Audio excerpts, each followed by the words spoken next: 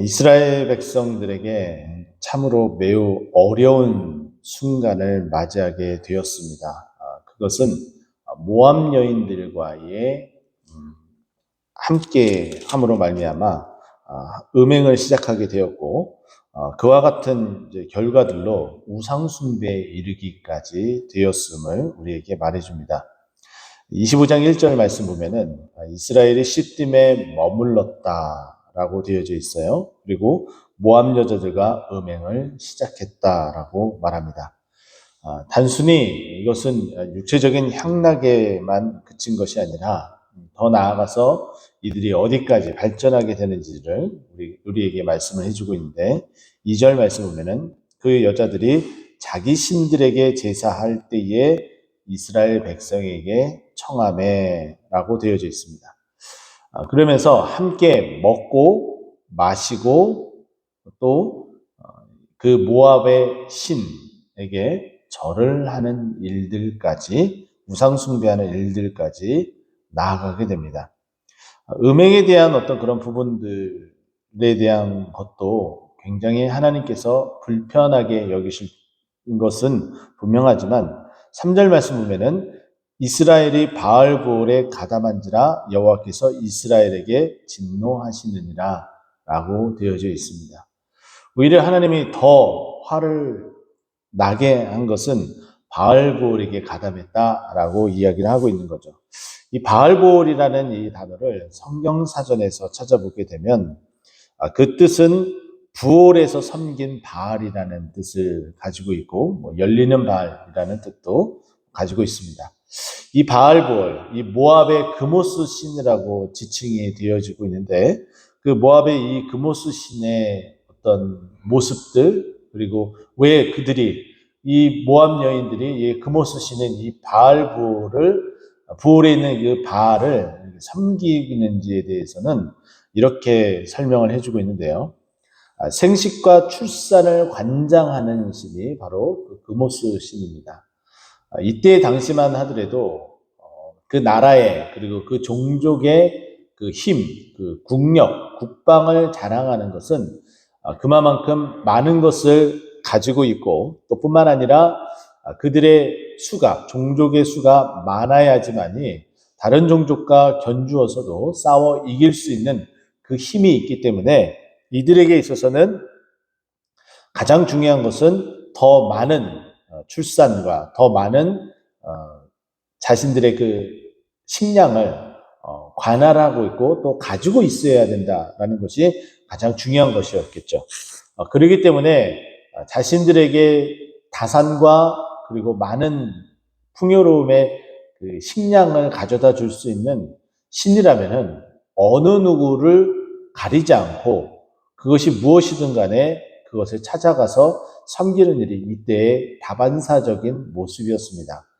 그 중에 이제 모압 땅에 있는 이 모압 사람들은 당연히 그 그모스 신인 이 생식과 출산을 관장하고 있는 이들에게 가서 우상 숭배하는 모습이 가장 일반적인 모습이었고, 그 신이 우리들에게 이와 같은 것들을 제공해 주기 위해서는 우리가 해야 되는 퍼포먼스가 있다라고 여겨져서 프리아푸스 신의 그 신전을 섬기고 있는 그 신전 안에는 여사제들이 있게 됩니다.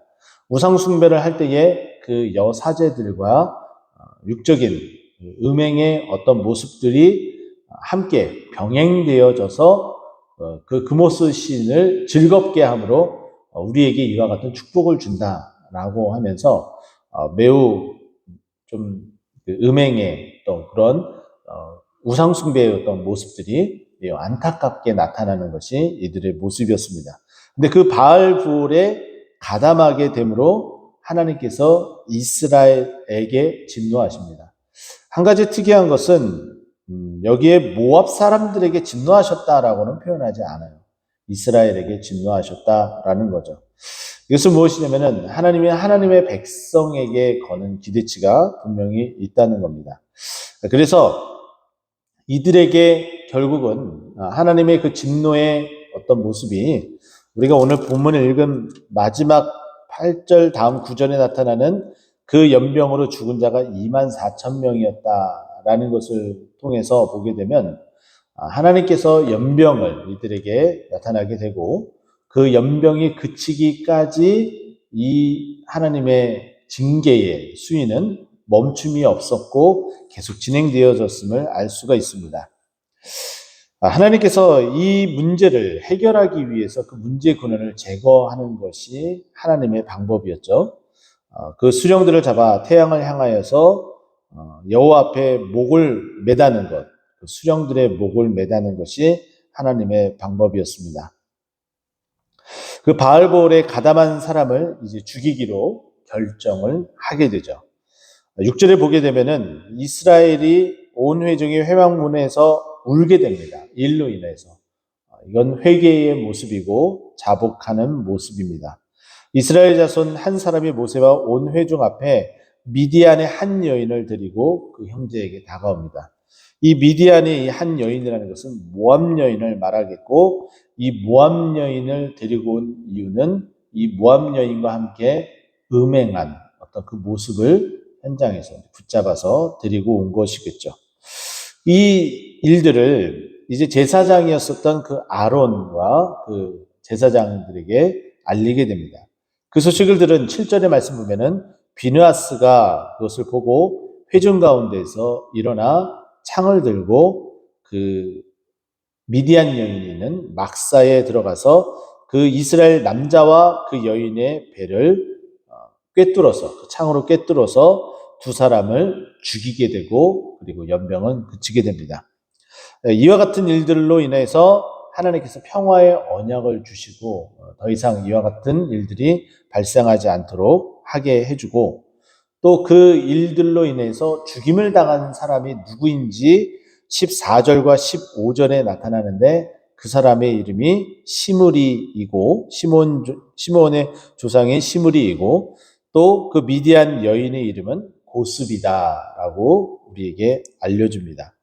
하나님께서 왜 이와 같은 선택을 하셨는지 그 이유를 11절에 언급을 해주고 있는데, 하나님께서 우상 숭배하는 것은 나를 사랑하고 나를 섬겨야 되는데 그 우상 숭배로 나아가는 것은 하나님 스스로가 질투하셨다라는 거죠. 이 질투라는 것은 그렇게 우상 숭배하는 것을 도무지 보지 못하신다라는 거죠. 왜냐하면 하나님만을 경배하고 교제를 해야 되기 때문입니다. 그런데 이 비느하스의 이 한 행동이 이 모든 것들을 그 하나님의 그 질투심을 누그러뜨려서 문제를 해결시켜 주었음을 우리에게 말해줍니다. 이 비느하스는 누구를 지칭할까요? 예수 그리스도를 지칭하고 있습니다. 예수 그리스도가 우리를 대신해서 십자가에 못 박혀 돌아가신 그 일들, 십자가에 자기 자신을 내어놓으시는 그 일들을 여기서는 창으로 그 문제에 그 죄악된 그것을 제거함으로 하나님과의 평화의 조약을 맺게 되는 것으로 나타나게 되죠. 우리는 그리스도가 아니고서는 하나님과 도저히 회복할 수 없는 존재입니다. 하나님과 평화할 수도 없는 존재이고, 결국은 우리가 하나님 앞에 득죄한 그 상태로 가면은 결국은 죽을 수밖에 없는데, 하나님께서 이 비느하스를 통해서 그 문제를 해결해 주시고 이스라엘 백성 전체를 살리는 것처럼 하나님께서 예수 그리스도를 통해서 우리의 죄악을 제거해 주시고 우리를 살리시는 하나님의 은혜가 이 말씀 속에서 우리는 발견해야 됩니다. 우리는 음행이든 아니면 우상숭배이든 아니면 그 어떤 죄이든지 간에 그 문제를 가지고서 하나님 앞에 도저히 설 수는 없습니다. 하지만은 우리가 예수 그리스도의 그 은혜를 받은 자들이기 때문에, 예수 그리스도의 그 보혈로 그 죄의 씻음을, 용서함을 받은 자들이기에 우리는 담대하게 하나님 앞에 나올 수 있는 것이고, 그 하나님의 은혜로 평화를 얻고 안식을 얻을 수 있다는 겁니다. 우리는 오늘 하루를 살아가며 또 얼마나 많은 죄악을 또 저지를지 모릅니다. 그것이 눈에 드러나든 눈에 드러나지 않던, 그것이 크든 작든 죄는 죄악일 뿐이고 그 죄악을 용서함을 받아야지만이 하나님과 평화로울 수 있게 된다는 겁니다. 그런데 바알볼의 이 사건을 통해서 하나님의 그 진노하심이 비나스가 그 문제를 제거하고 그 창으로서 그 문제, 그 죄악을 죽임으로 말미암아 이 문제가 해결되었던 것처럼 오늘 하루를 우리가 살아가며 예수 그리스도의 그 십자가에 우리의 모든 죄악들을 우리를 못 박음으로 말미암아 우리가 그 죄악에서 벗어나고 하나님의 은혜 가운데 살아갈 수 있는 우리 모두가 되기를 간절히 축원드립니다. 사도 바울은 이렇게 얘기를 했죠. 우리가 십자가의 정욕과 우리의 죄를 못 박았다라고 이야기를 하고 있습니다. 우리의 삶이 그리스도와 함께 십자가의 그 정욕을 못 받고 이제는 그리스도와 함께 연합해서 살아가는 우리의 모든 삶이 되기를 간절히 축원드립니다. 기도하겠습니다.